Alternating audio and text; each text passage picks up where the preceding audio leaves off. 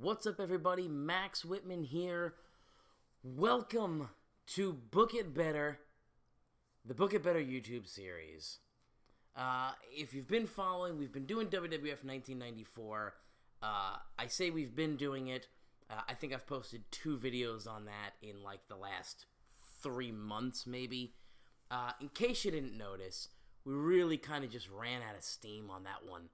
I think one thing that I learned, at least from doing that, number one, we learned a lot. It was our first YouTube series, our first video series. I thought it went pretty well, but I think we learned, number one, WWF 94 is very boring. There's not a whole lot going on. The roster's not really that great, and it's a bit of a challenge.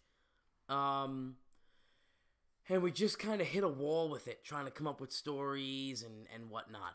It's definitely something we're going to come back to. I really, most likely within the next month, I will get to Survivor Series on that. I'm only 2 weeks away from it. I will get to Survivor Series. I will do that pay-per-view. And then I'll definitely keep the save, and we will at some point revisit that. But what I've got here today, and I'm hoping to make a series out of it. It's going to be kind of an experiment here.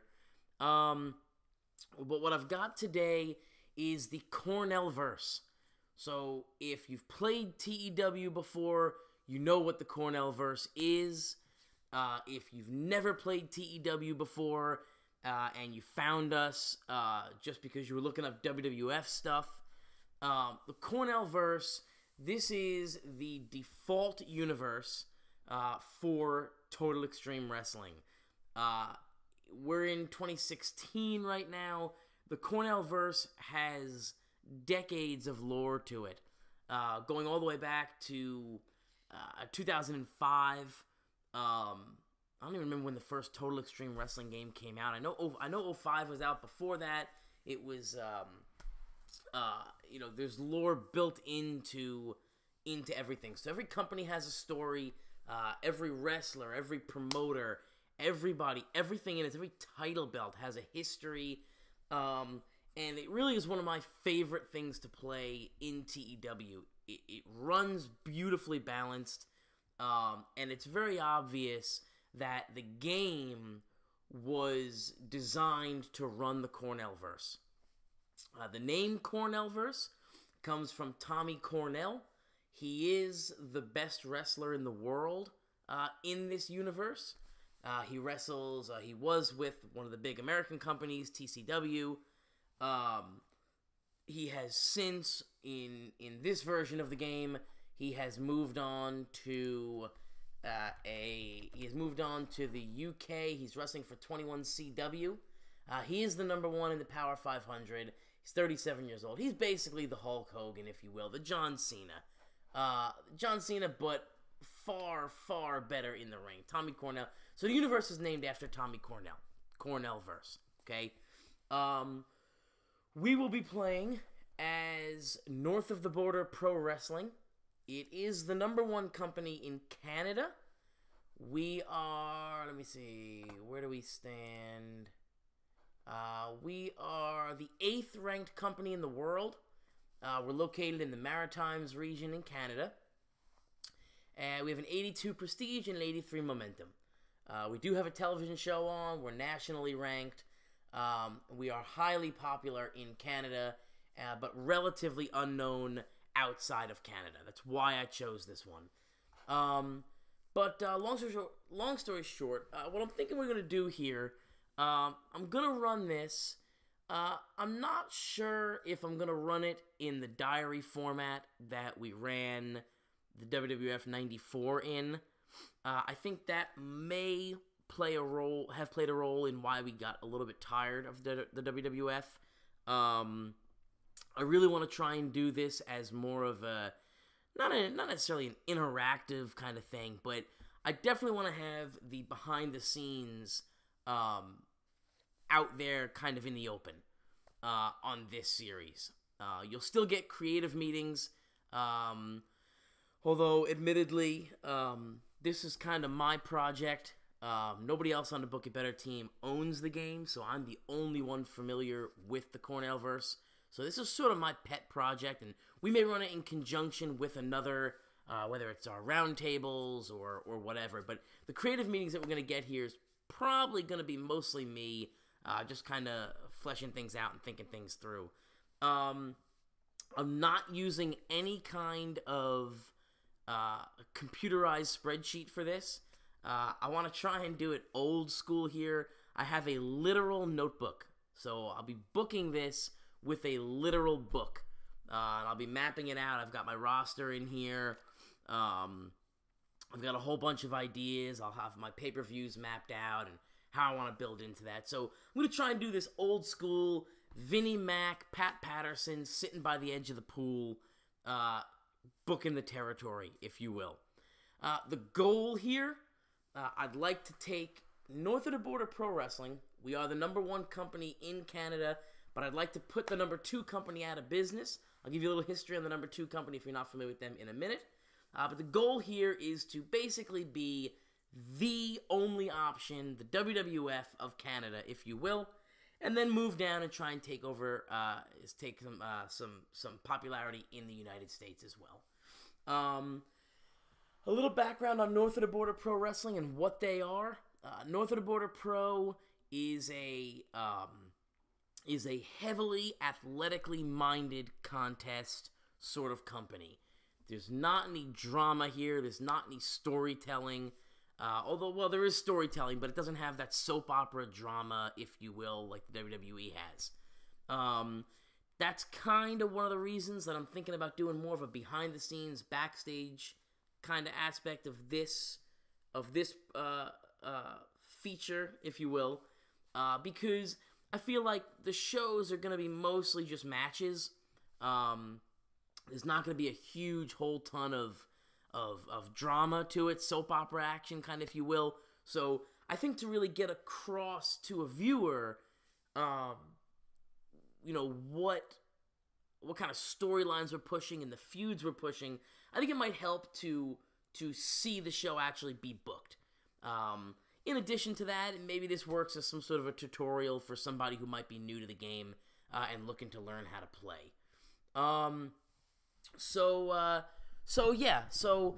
we'll be doing it that way. We'll have the shows booked, on the videos.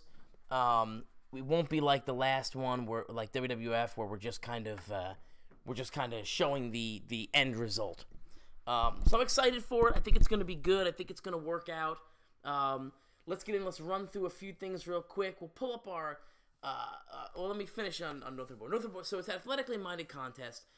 We're going to be running a lot of tournament-style wrestling here. I've got some cool plans I'll outline a little bit later in the video. At least I think they're cool.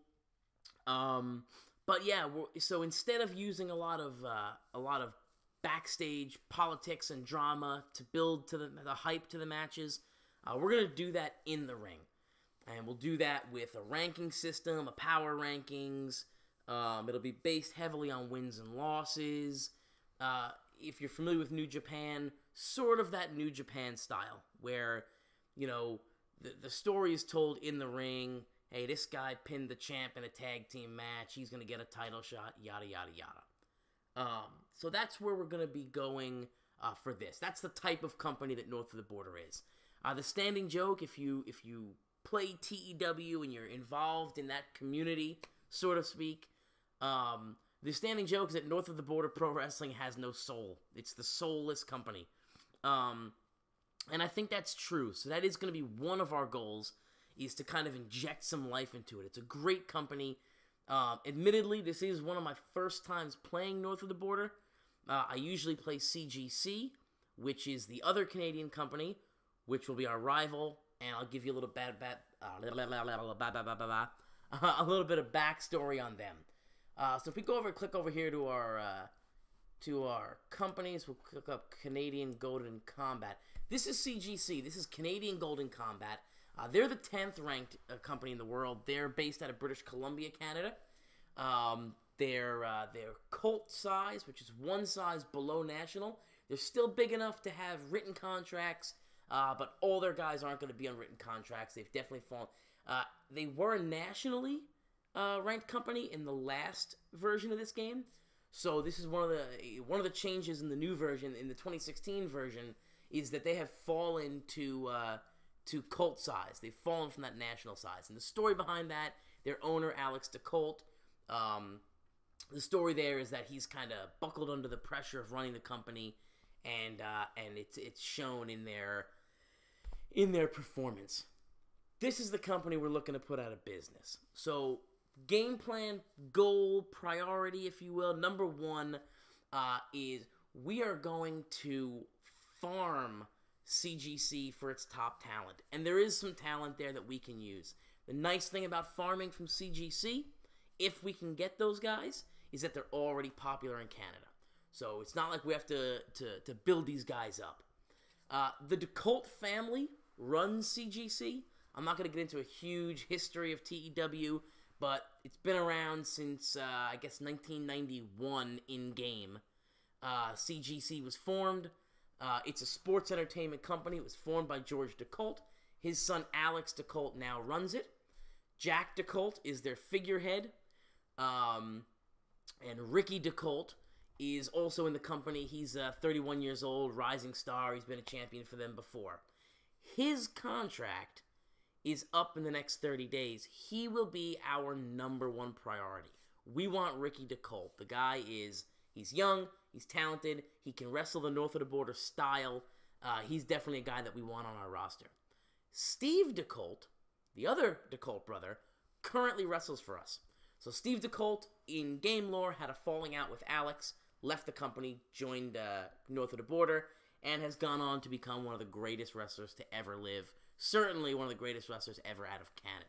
He's our top guy right now. He's not our champion, but he is our top guy. He's the guy we can always count on for a top-tier match with anybody. You can put him in there with an opener, and he's going to pull a B-rated match. So our goal, immediate goal, is to poach Ricky DeColt from CGC. We'll pull Ricky up here so we can get a peek at Ricky. There's Ricky DeColt, 31 years old. I'm actually going to, I have the fog of war turned off. I'm going to pop it back on. But you can see here Ricky DeColt, the 74 psychology, 78 basics, 69 brawling, 64 chain wrestling, 80 star quality, 83 sex appeal. And he plays a great babyface, but a solid heel as well. That's why we want this guy. In terms of popularity, he's already a 65 in Canada. He's going to cost us a lot of money to poach him from CGC. Not because CGC is going to battle us. I think USPW, which is the top company in the US, is going to battle us for him. We're going to end up in a bidding war for him. We also have a contract offer currently for this man, Christian Price. He's 31 years old, a 56 popularity, but he's a 72 rated brawler with 70 psychology and 75 basics. Basics and psychology are the two that we're looking for the most for North of the Border, but his star quality is a 76. We definitely want these two guys, and I think Dante Dunn as well. I don't know why I like Dante, but I've always liked Dante Dunn. So I'm going to try and poach him as well. He's only 24. Muscular light heavyweight. He's a brawler. The Barbadian brawler.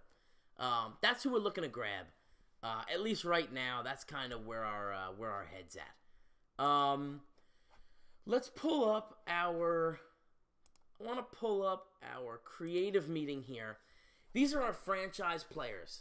The franchise players are the stars most closely associated with North of the Border Pro Wrestling. These are our main event guys. Steve DeColt, enormously popular. He's 42 years old. Exceptional, excuse me, I'm burping over here. Exceptional star presence and exceptional charisma.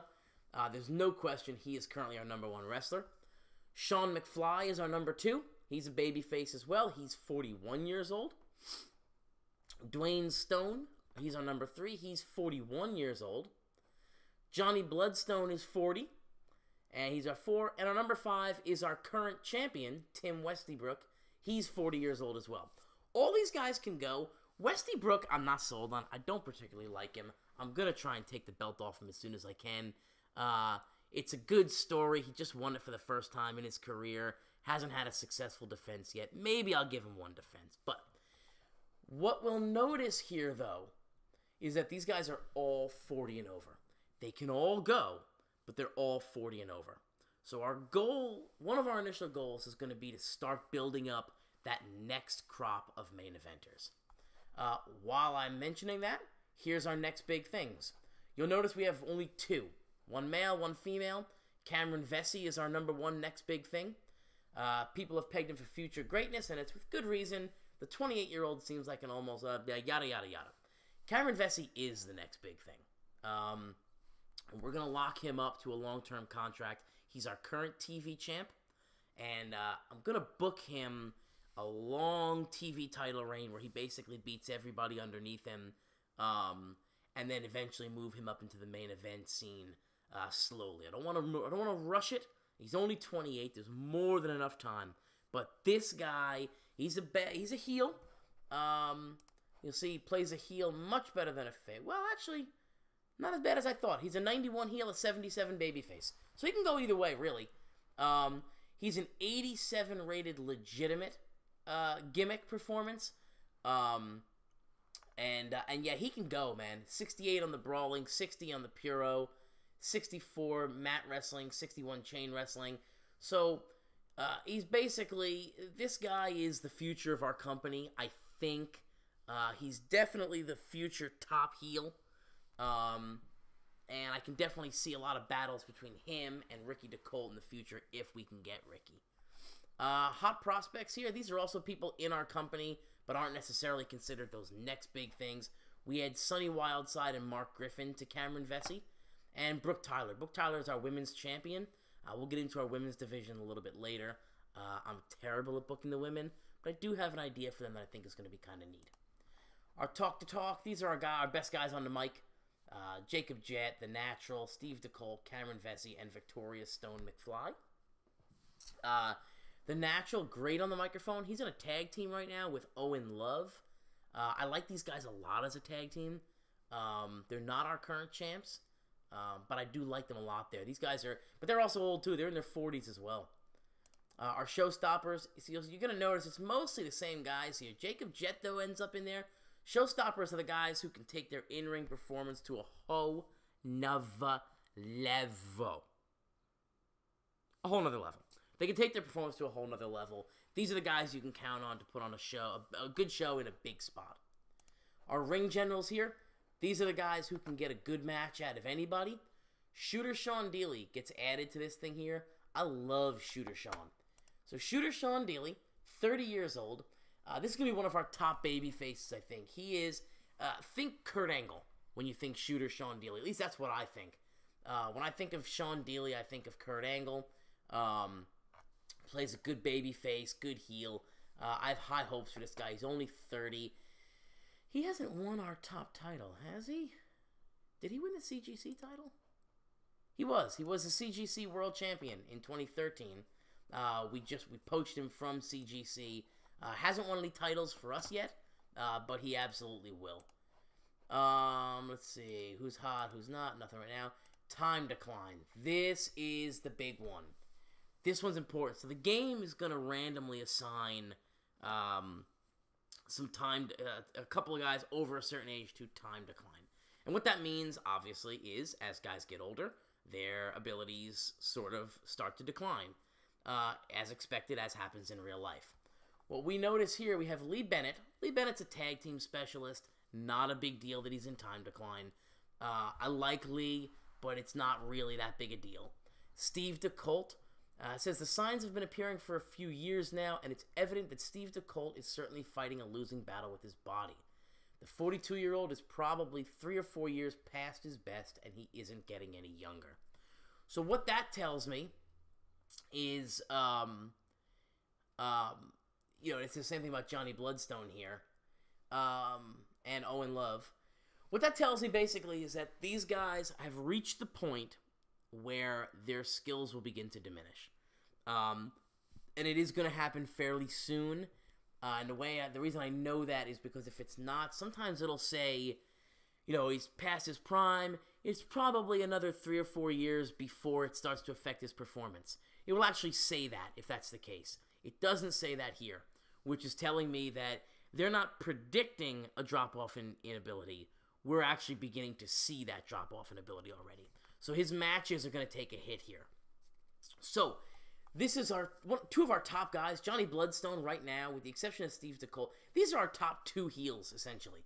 Steve DeColt and Johnny Bloodstone. They're our top 2 heels. Bloodstone's a great technical wrestler. He's a submission specialist. He's the submission demon. Johnny Bloodstone, superb technical wrestler. He's the number 27 wrestler in the world. But again, like we saw when we went over our franchise players there, our main event scene is old. It just is. This only furthers that a little bit. Hidden gems are just some of the guys that the game thinks we should be picking up. Greg Gage and Kirk Jameson are 2 of them. I love Greg Gage. Kirk Jameson is one of those guys that I should love. I do love, but I don't know. I never seem to really have much, I'll say oomph with Kirk Jameson. I always try and sign him, and never really have anything for him. But Greg Gage, let's give Greg a contract offer here. Because Gage at 26? Yeah, at 26 years old, Gage is already a 66 brawler and 70s in chain and mat wrestling with a 75 psychology. So let's go ahead and offer him, let's jump the gun on this. Let's give him $6,000 a month. We'll raise that up here. Give him $6,000 a month. All right. For 4 years. And we don't cover travel here. We'll give him a bonus. Sure, why not? Let's make that offer. Greg Gage, I like a lot. Gage is the son of the legendary Sam Keith. His twin brother, Matt Gage. Greg is anyway, yeah, Greg, this guy can work. This guy can straight up work. He plays a great heel, good baby face. I want to bring him in for sure. I think with him, Vesey, Dealey, and Ricky DeColt, I think we have the basis of our big 4 for the future. So yeah, let's check out our titles real quick. I don't want this video to run too long. It's just me kind of yapping here. So I don't want it to run too long. Let's check out our titles. Well, let's go to product real quick. Basically, traditional is our key feature. It's the element refers to old school, kayfabe, good versus evil. We have very low mainstream. That's today's product. Very, very low. We're heavy on realism. And we're medium on the pure resu. Basically, what this means, if you look at the screen here, this means that no managers or personalities are required. It will mean wrestlers are rated much more on performance than popularity.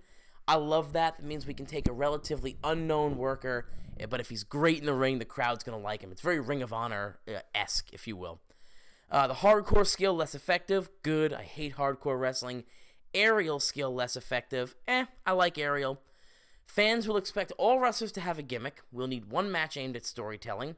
All the fans will want to see clean, decisive finishes. There's no WWE sports entertainment finish here. Fans won't be keen on high-risk matches or high-risk angles, and it will make getting a sponsorship a little bit tough. One thing that I want to point out here, we have a women's division, and we do not have a weight split. That's going to bring me to my first little idea here that we'll run through. I will be introducing a junior heavyweight division. We'll be checking that tick box shortly. Not right now, but eventually we're going to check that yes. And we're going to run a Japanese-style weight split where juniors fight juniors and heavyweights fight heavyweights. It's not going to be a super, super strict weight split, but there will be a distinct weight split. I'm going to introduce that junior heavyweight division via the inaugural Junior Heavyweight Championship Tournament. I'm going to use a mix of guys already on the roster, and basically, if you think WWE Cruiserweight Classic, that's kind of what I'm going for here. I'm going to take a look all over the world, guys that are active in Canada that I can bring in for a 1 month long Junior Heavyweight Tournament. At the end of that, we'll be crowning the first ever North of the Border Pro junior heavyweight champion. That guy, the winner, will get maybe a written contract. I'm kind of back and forth whether I want to give the champion a written contract or keep him on a pay-per-appearance kind of per diem contract, which will allow him to wrestle all over the world and basically take that junior heavyweight belt with him and build his name and his star power all over the world without me having to put him on TV. I think that's probably the route that I'm going to go in. The minus to that, of course, is that it means that any other company can scoop him up on a written deal, and he'll end up over there with my belt, or he'll have to vacate it in the game. In the game, you can't take the belt with you. He'll have to vacate it, but that's the chance you take. I want to keep that junior heavyweight sort of as a mid to lower mid card kind of thing there, so I'm not overly worried about those guys kind of getting poached by other companies. But that's idea number one. We're going to be introducing a junior heavyweight championship, and we'll be doing that via a tournament. I don't know when. I'll figure that out, and we'll probably get to that in the next episode where I map out all our schedule here. Idea number two that I have mapped out here, we talked about Cameron Vessey's long TV title reign. We talked about signing Ricky DeCold. I'll be signing Peter Michaels as well. Peter Michaels is and actually I think we've already got it here. Yeah, Peter Michaels is an announcer. Think Jim Ross. Peter Michaels is the Jim Ross of TEW. We're going to be trying to bring him in, pop him into our announce team, because right now our announce team is kind of weak. So we're going to be trying to bring him in, pop him right into our announce team. Idea number three. Oh, you know what? Let's cover. This is my last idea that I'm gonna throw out there today for our women's division. I'm gonna try. I think I'm like historically bad at booking women. I'm just not good at it. I don't know why. I think it's because I'm not all that interested in women's wrestling. And I have a hard time fitting them in on a 1-hour TV show. Right? We do have a 1-hour TV show, right? Where's my TV? Schedule. Let's see. Here we go. No, our wrestling, our show is 2 hours. Okay. So every Wednesday we have a 2-hour long show. So I could fit them in on the main show. I could also drop that to an hour. Long story short, my idea here is to start a B show, a B-level show, so it won't affect our popularity or anything as a company, but it will affect the workers' popularity, and put all the women on their own show. So every week, the women will get their own 1-hour-long TV show to compete and build their popularity, and it won't really affect our company popularity. And that's more just because I'm just not very good at booking women. It's nothing against the women. The women on my roster are solid, average to solid. But that's an idea that I've had. But seeing that it's a 2-hour show, I may be able to sneak them in there and fit them on that show. But we shall see. Let's go over our titles real quick. The North of the Border Pro Wrestling Canadian title. This is our big top title. I hate that it's called the Canadian title. I think it's sort of one of the reasons I want to introduce a junior heavyweight title, so I can change this to the North of the Border Pro Wrestling heavyweight title. But right now it's the Canadian title. It's a 90 prestige. Tim Westybrook is in his first reign as champion right now. He took the belt from Dwayne Stone on December of 2015. So he's had this belt now, January 22? He's had it for like a month. So he's had the belt for a month, and I'm already talking about taking the belt off of him. He's just unspectacular. He's not bad in the ring. He's a good brawler. Real good basics. Maybe I'll give him one successful title defense, but I don't like him as the champion. I'd much prefer him sort of at the bottom of the main event. The Ed Henson Memorial Tag Team Cup. This is a tournament title that gets held every March. Owen Love and The Natural, the Can-Am Blondes, as they're called, they're the current defending champions. This will be a tournament title. And it's one that I actually really enjoy booking this one. I love tournaments. Love tournaments. So I'm really excited to book this one coming up. In about a month or two, we'll start planning this out. Our tag team champs, Omar Brown and Harlem Haynes. That's a 65 prestige rated belt, so really not a bad belt there. It's got solid prestige. All our belts really do. The Canadian's a 90. The Ed Henson Cup is an 85. And our tag team belt's a 65, so really not that bad. The TV title, 66 prestige, that's Cameron Vesey. He's made 5 successful defenses. He will defend this belt on every single episode of North of the Border Wrestling. So he's going to have a buttload of defenses by the end of his reign. I like to put a stipulation on my TV title, 10-minute time limit. That's it. I thought about a 2 out of 3 falls kind of thing instead of a time limit, but I'm going to go with the 10-minute time limit. So all these matches have to be 10 minutes or less. If it's longer than 10 minutes, it's a draw. Champion retains. So that's how we'll see Cameron Vesey right now. He's going to be on every TV show. He's going to probably be main eventing a lot of our TV shows. Our women's title, Brooke Tyler is the champ. I have no idea what I'm going to do with this. We'll figure it out. If you got an idea, leave a comment. What else can I go over here? Teams. So we only have 5 tag teams right now. Brown and Haynes are a heel tag team. Tim Westybrook and Mighty Kavanaugh. They're a babyface tag, but they're individuals. One thing that I've considered is when I take the belt off of Westybrook, bumping him back down into the tag division with Kavanaugh, make them a unit, and have them compete legitimately in the tag team division. We'll see. Robinson and Bennett, they're a babyface team. Remember, Robinson is in, or is it Bennett? One of those two is in Time Decline. They're older, great experience together, great tag team together. But at this point in their careers, they're gatekeepers. They're going to be used to put people over. The Aces, Julian Watson and Jared Johnson. I got high hopes for these guys. They're 2-time tag team champions. And no plans on breaking them up anytime soon. But Julian Watson in particular, I have real high hopes for. He's young. Right? He's 33, so he's not super old. Good in-ring worker, though. And Jared Johnson. Johnson's the younger one, 25. I'm sorry, Johnson is the one I have high hopes for, not Watson, although Watson's a solid worker. Johnson at just 25 years old, 72 chain, 72 submission, 51 on the brawl, great basics. Jared Johnson is a guy who stands to gain a lot from a good, solid tag team run with Julian Watson.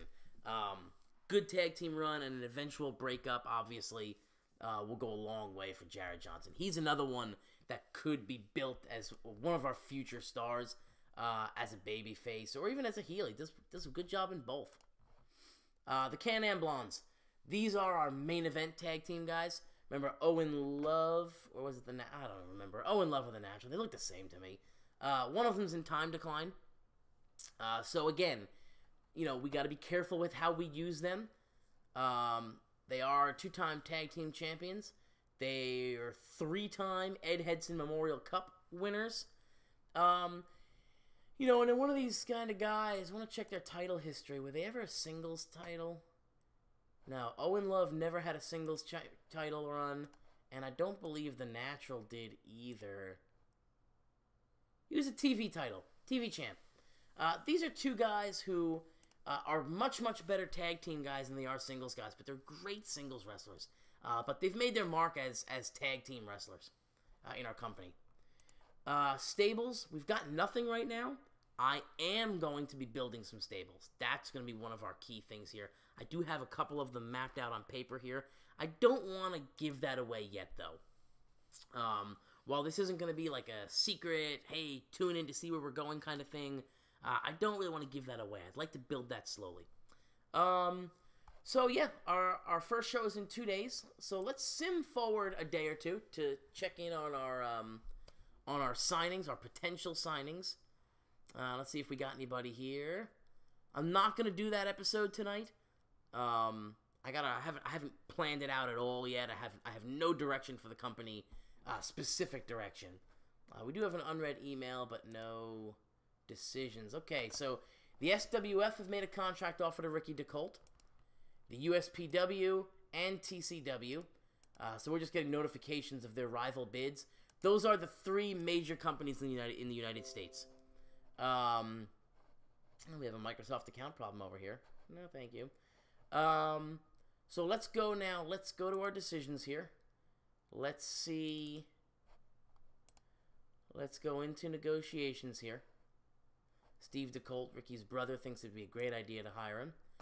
So he is currently not considering our offer. Let's see the rival offers. So the Supreme Wrestling Federation, they've offered him 6 years at just over $20,000 a month, and a 10% bonus. And that offer is being seriously considered.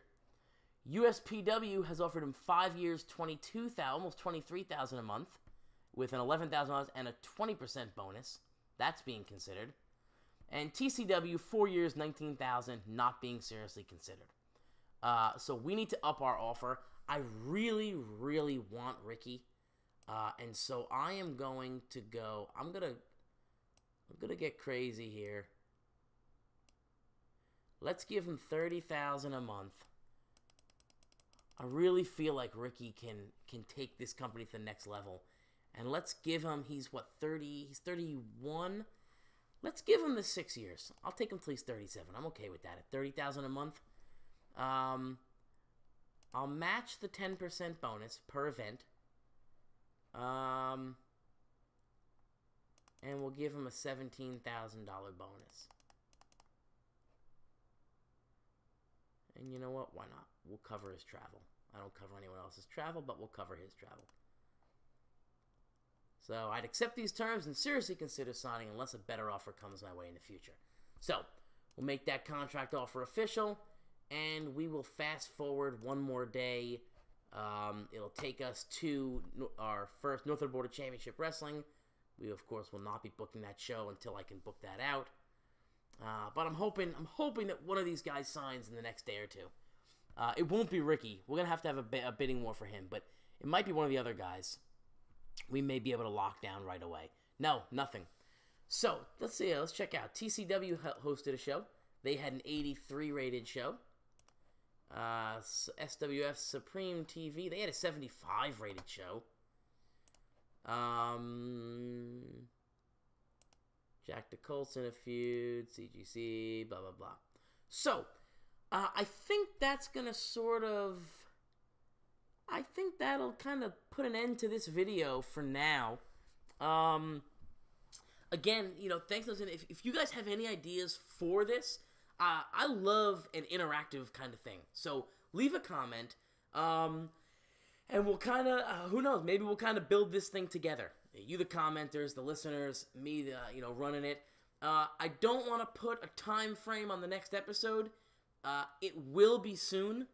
I'm going to stop this recording and kind of book out an episode or two, maybe a month's worth of stuff. And then I'll fire up the next video and we'll make it and get it posted. But I don't want to put a time frame on it like the WWF one. I think that just kind of made us feel like we've got to get it up Monday, Wednesday, Friday. Got to get it. And I think we burnt out a little bit. So I'm going to hope to put up 2 videos a week. Don't want to make any promises. This is sort of a side project. I still have a whole bunch of stuff going on at work and in real life. I wish this was real life. It's not, though. Unfortunately, I'm not really booking a professional wrestling company. I do have a 9-to-5 job. And if you've been listening to our last videos, Hurricane Maxwell takes up a lot of time. But I'm gonna try and put up as many of these as I can. I enjoy doing them. I enjoy doing the videos. In case you hey, it's super quiet in the studio right now. I'm here by myself, so I've got all the time in the world to get this done. So thanks for joining. Tune in for the next one. I would say within a week or so, we'll have the next one up, and we'll have that booking recorded. Yeah, thanks for tuning in. Thanks for listening. Thanks for watching. Click like, click subscribe if you're new. If you're new to Book It Better, thanks for joining us.